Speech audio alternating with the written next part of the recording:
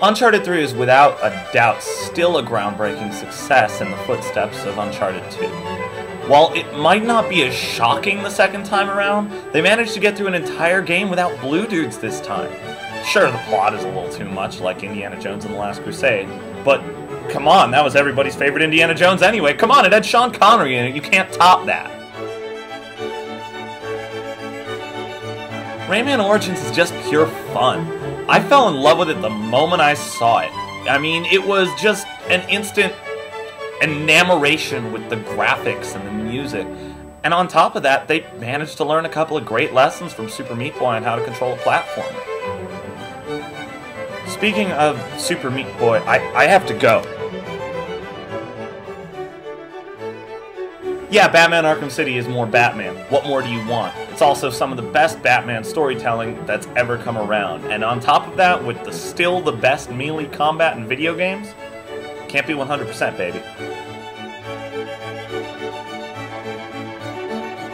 Tiny Wings was almost a game that didn't make it on this list.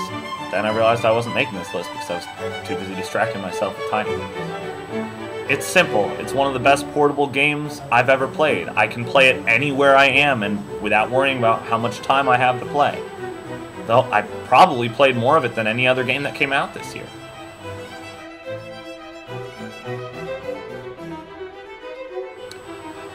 I have a strange relationship with Catherine. No, I'm not talking about the strange relationship in the game, Catherine. I'm talking about my relationship with the game. And no, I'm not cheating on the game. Oh, fine. Catherine's just a beautiful game. It looks amazing, it plays awesome, and it's got some excellent stuff in it. There's a few missteps along the way that really only stand out because the rest is so good.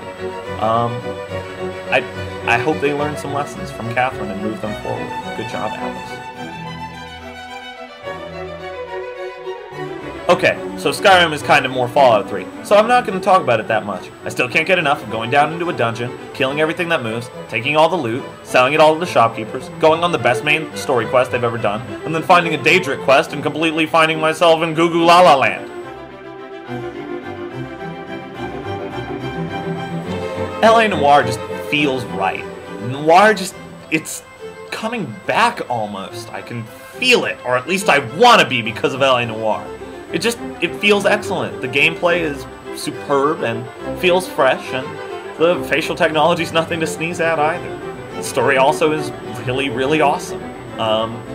There's really not a lot to criticize about LA Noire, other than very specific plot holes and stuff like that, but those were always existent in noir films anyway, so they don't really bother me.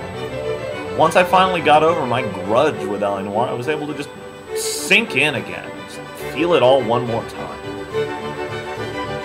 I can't wait to feel it one more time again sometime soon. It knows what Bastion is on this list. Music, gameplay, narrative, most of all, the narrator.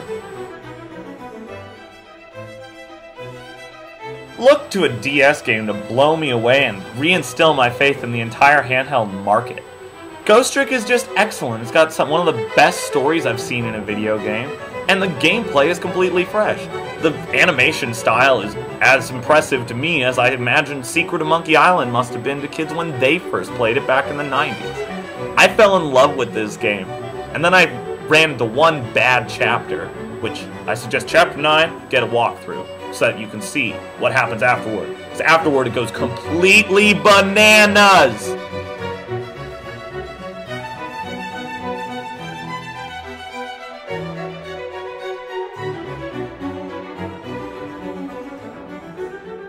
Okay, speaking of completely bananas, Saints Row the Third is at the top of my list. That shouldn't be a surprise to anyone. I said you can't beat 100% earlier. Well, Saints Row the Third did.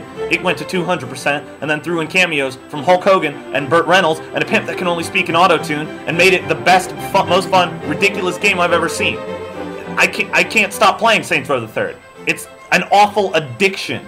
I love it. I love it. Give me more, please.